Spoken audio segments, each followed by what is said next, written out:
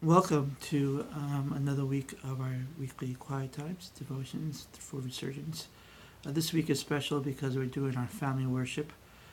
Hopefully, you can watch this with members of your family together and discuss today's passage. Today's passage comes from a famous New Testament book with the chapter 3 and the verse 16. Can you guess which one it is?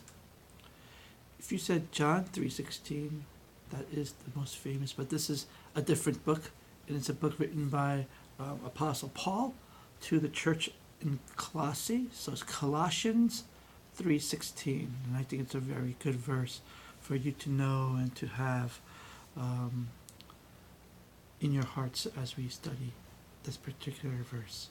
So Colossians 3:16, it says here, "Let the word of Christ dwell in you richly, teaching and admonishing one another in all wisdom, singing psalms and hymns and spiritual songs with thankfulness in your hearts to God."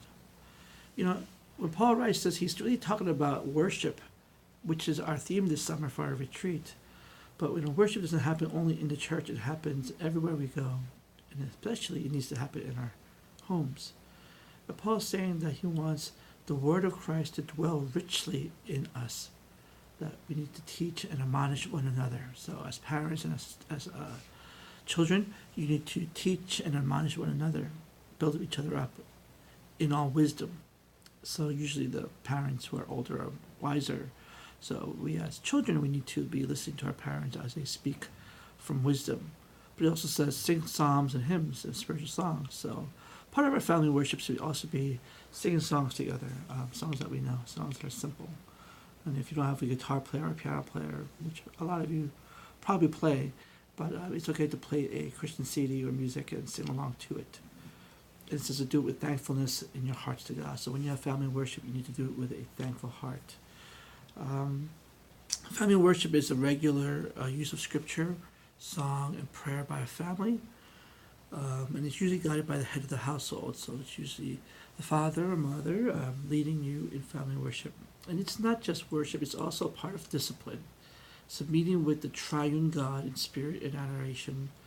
And you want to do three things. There's three key ingredients to family worship, and that's worship through praise.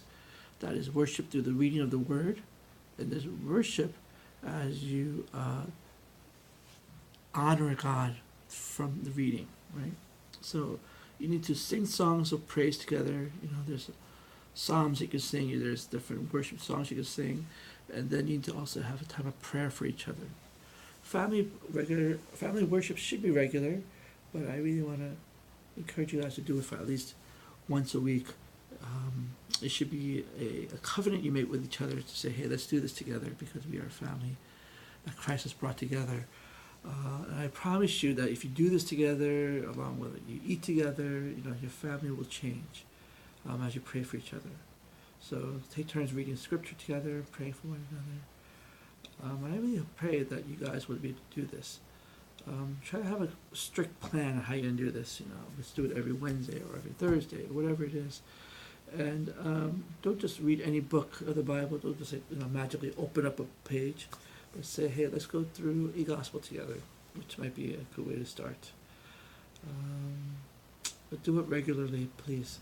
So my encouragement to you is that you would maybe go through the gospel or just today's verse, it's Colossians 3:16. Share what you like about it, what words you like. Why does Paul have a condition of saying, doing these things with thankfulness? Are you thankful for each other? Are you thankful to God for what you have in your life? All right, guys, I hope it goes really well. God bless you all.